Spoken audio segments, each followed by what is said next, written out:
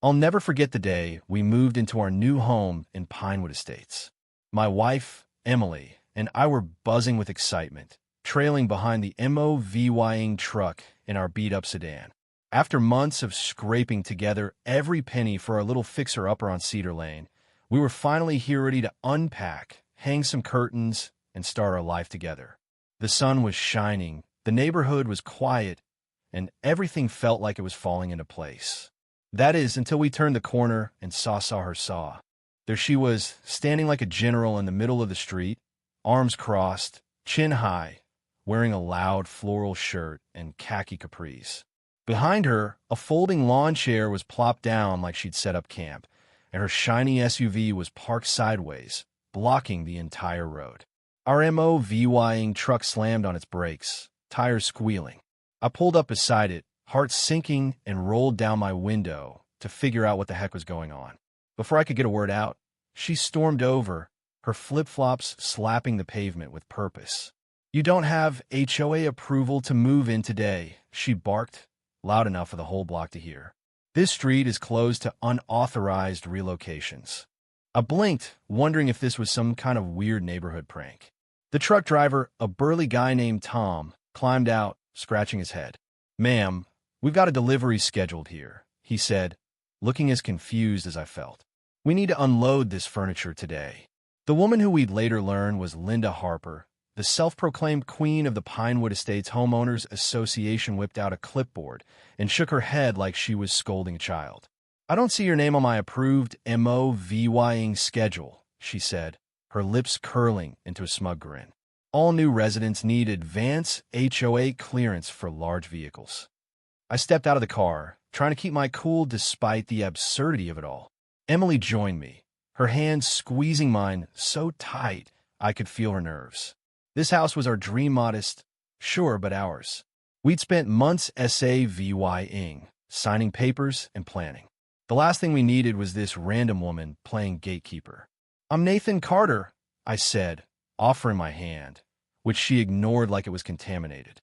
"We closed on 1427 Cedar Lane last week."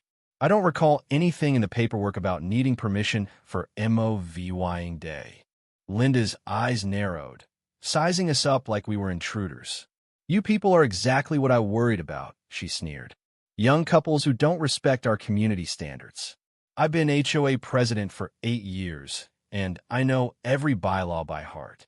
What I didn't tell her was that I'm a paralegal. Reading fine print is my job, and I pored over every page of the HOA rules before we bought the place. There wasn't a single word about needing permission to move in. This woman was making it up, and I was sure of it. The thing is, this wasn't our first run-in with Linda. In the weeks before the move, she'd been blowing up our phone, demanding we fill out forms that didn't exist and threatening fines if we didn't comply. We thought she was just a busybody who'd back off once we settled in. Boy, were we wrong. Now here she was, physically blocking our truck from reaching our own house. "I need to see these bylaws you're talking about," I said, keeping my voice even though my blood was starting to boil. We followed every requirement for this move. Linda's face turned beet red. She jabbed a finger toward her SUV, still blocking the road behind her lawn chair. "That's my car, and it's not moving until you show me the proper HOA relocation forms," she snapped. "I've already called an emergency board meeting next week to discuss your violation." By now, neighbors were peeking out from their lawns, some filming on their phones, others whispering to each other. It was turning into a spectacle. Tom, the truck driver, leaning close. "Look, man, we're on a tight schedule," he muttered. "Got another job after this. Can we sort this out quick?" Emily, who'd been quiet until now, had had enough. "I'm calling the cops," she said, yanking out her phone. "This is insane." Linda's eyes widened at the word cops, but instead of backing down, she doubled down. She marched back to her lawn chair, plopped down, and crossed her arms like she was ready for war. "Go ahead, call them," she taunted. "I have full jurisdiction over who enters this neighborhood. I'm protecting our property values from unauthorized move-ins." While Emily dialed 911, I walked over to a couple of neighbors watching from the sidelines. An older guy named George introduced himself, shaking his head. "She pulls this kind of stunt all the time," he whispered. Last month, she blocked a FedEx truck for half an hour because it parked too close to her driveway. A woman walking her dog nearby rolled her eyes. Linda just loves the power trip. There's no rule about needing permission to move in. My daughter moved here last year, and all we needed was a city parking permit, which you've got right there on your truck. As we waited for the police, Linda paced in front of her barricade, preaching to anyone who'd listen about how she was defending the integrity of Pinewood Estates. Our humble MOVYing truck seemed to personally offend her, like its presence was tanking property values by the second. I started filming on my phone to document everything. Linda noticed and charged toward me, finger wagging. "It's against HOA rules to film me without permission," she shrieked, her voice cracking. "Actually," I said, staying calm, "we're on a public street. There's no expectation of privacy here, especially when you're blocking our legal access to our home." Her face twisted with rage, but before she could fire back, a police cruiser rolled up. An officer stepped out, eyeing the truck, Linda's SUV, and the lawn chair like he'd seen it all before. "What's the problem here?" he asked, walking toward us. Linda pounced, talking a mile a minute. "Officer, I'm Linda Harper, president of the Pinewood Estates HOA. These people are trying to move in without proper authorization, violating our community standards. I've asked for documentation, but they refuse." The officer raised an eyebrow and turned to me. I showed him our closing paperwork, the city MOVYing permit, and even offered to pull up the HOA bylaws on my phone, which said nothing about needing move-in approval. "Do you have documentation of this rule?" the officer asked Linda. She stammered, then straightened up. It's an unwritten rule everyone understands," she said. "As HOA president, I have full jurisdiction over who enters and when." The officer sighed, clearly not new to this kind of nonsense. "Ma'am, you don't have jurisdiction over public roads. These folks have all the proper paperwork. I need you to move your vehicle and let them through." Linda's face turned a shade of red I didn't know was possible. "I will not saw," she shouted. "This is HOA property, and I decide what happens here. If you make me move, I'll have your badge number and call your super VY-sore." The officer's patience was wearing thin. "Ma'am, this is a city street, not HOA property. I'm asking you one last time to move your car." Linda wasn't budging. "Do you know who I am?" she screeched. "I'm friends with the mayor. I run the community fundraiser. You can't tell me what to do on my Saw Street." What happened next was something I'll never forget. The officer calmly pulled out his handcuffs and walked toward her. "Ma'am, you're under arrest for obstruction of justice and disorderly conduct. Turn around and place your hands behind your back."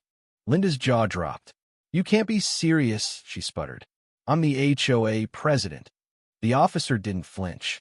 "Being HOA president doesn't make you above the law," he said, gently but firmly turning her around and cuffing her.